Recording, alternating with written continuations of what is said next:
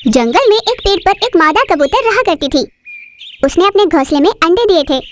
सारे अंडे तो सफेद रंग के ही थे, पर उनमें एक सुनहरा अंडा था। यह देख मादा कबूतर पहले तो हैरान हुई, पर फिर उसने सोचा कि सुनहरा अंडा भी तो उसी के पेट से निकला है, इसीलिए उसने बाकी अंडों के साथ उसका भी ध्यान रखना शुरू किया। एक दिन तेज हवा चली और कबूतर का घोंसला गिर गया, जिस कारण मादा कबूतर के सारे अंडे टूट गए, सिवाय उस सुनहरे अंडे के। घोंसला देखकर मादा कबूतर बहुत दुखी हुई।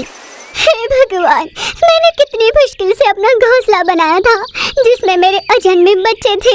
सब कुछ खत्म हो गया। इस निर्दयी तूफानी हवा को क्या आज ही चलनी थी? आ भी गई तो क्या मेरे ही अंडों को नष्ट करने आई थी? ऐसे आक्रोश में रोई जा रही थी। तभी उसकी नजर पड़ी उस सुनहरे अंडे पर। जिस अंडे को देखकर मैं घबरा गई थी, वही अंडा बच गया। कम से कम इसे तो संभाल कर रखूंगी। फिर मादा कबूतर उस सुनहरे अंडे के पास गई और उसे प्यार से सहलाकर उसका खूब ध्यान रखने लगी। समय बीता। उस अंडे से एक चिन्नु मिन्नु सा सुनहरा कबूतर निकला। मादा कबूतर ने उसे खूब लाड प्यार से पाला और बड़ा किया।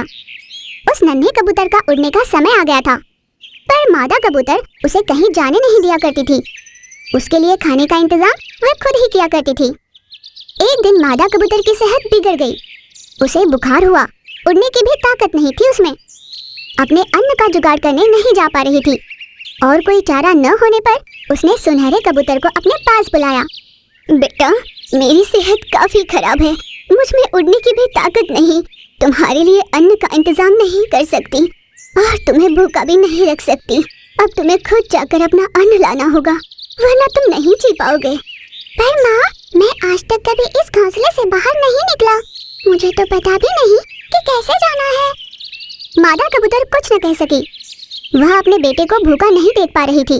जाने की स्थिति में न होते हुए भी मादा कबूतर के पास और कोई चारा नहीं था। वह बड़ी मुश्किल से बाहर गई और अपने बच्चे के लिए अन्न ले आई। अपनी माँ के क्षीण होती हालत में भी उसे बाहर जाना पड़ा। ये देख सुनहरे कबूतर को बहुत दुख हुआ। उसने रोते हुए अपनी माँ से कहा, माँ, मुझे माफ कर दो, मुझे खुद से ही नफरत हो रही है। तुम्हारी इतनी सेहत खराब है, तुम उड़ने की हालत में भी नहीं, फिर भी मैं भूखा ना रहूं, इसलिए तुम पीड़ा में रहते हुए भी मेरे लिए खाना लाई। मैंने आपकी सेहत की सोची भी नहीं। आज अगर मैं कहीं नहीं जा पा रहा, किसी काम का नहीं रहा, तो इसका कारण आपका हद से ज्यादा लाड़ प्यार ही है माँ। ये आज मैं समझ गया हूँ। मेरी भी समझ में ये बात अभी आई है बेटा। तुम ऐसे ही रहे तो भविष्य में तुम्हारा क्या होगा, ये सोच सोच कर मुझे डर सा लगने लगा है। माँ, जब मेरे पंख नहीं थे तब तुम्हारा मेरे लिए अन्न लाना